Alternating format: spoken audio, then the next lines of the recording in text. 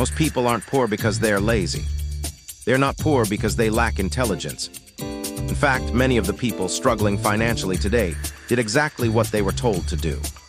Study hard, get a good job, work hard, save money. Yet somehow, financial freedom still feels out of reach. The uncomfortable truth is this: many people are trapped inside a financial system they don't fully understand. And the middle-class trap isn't obvious until it's already too late. For decades, the formula seemed simple. Study hard, get a degree, find a stable career, work consistently, retire comfortably. For previous generations, this path often worked. But today, the rules have changed. Housing costs have increased.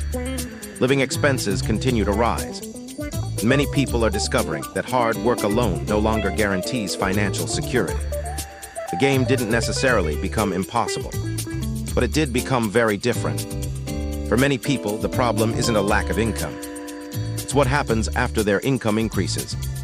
A pay rise arrives. Then comes the larger mortgage, the newer car, the more expensive holidays, the upgraded lifestyle. This pattern is known as lifestyle inflation. As earnings increase, spending quietly expands to match. The result is a strange paradox. People can earn more money than ever before, while feeling no closer to financial freedom. Because wealth isn't determined solely by how much you earn. It's also determined by how much you keep. Debt is one of the most powerful financial tools ever created. Used wisely, it can accelerate growth. Used carelessly, it can quietly destroy freedom. For many households, debt has become normal. Credit cards, car loans, personal loans, mortgages stretched over decades. Each monthly payment reduces flexibility. Each obligation narrows future choices. The danger isn't always the debt itself. It's becoming dependent on an income stream that can never stop. Because financial freedom becomes much harder to achieve when every dollar already has a destination. One of the most important financial lessons is understanding the difference between assets and liabilities. An asset is something that puts money into your pocket. A liability takes money out of your pocket. The challenge is that many liabilities are marketed as symbols of success. Expensive cars, luxury items, larger homes than we truly need. None of these things are inherently bad. The problem arises when appearances become more important than financial security. Over time, small investments in income-producing assets can create choices. And ultimately, choice is one of the greatest forms of wealth. Perhaps the greatest advantage in building wealth isn't intelligence. It's time. Compounding rewards patience. Small actions repeated consistently can produce extraordinary outcomes over decades. The challenge is that modern culture encourages immediate gratification. We want results now.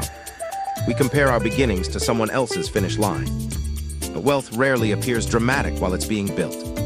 It often looks repetitive, quiet, almost boring, until one day, the accumulated effects of discipline become impossible to ignore. Because time magnifies both good decisions and bad ones. And once time is gone, it can never be recovered.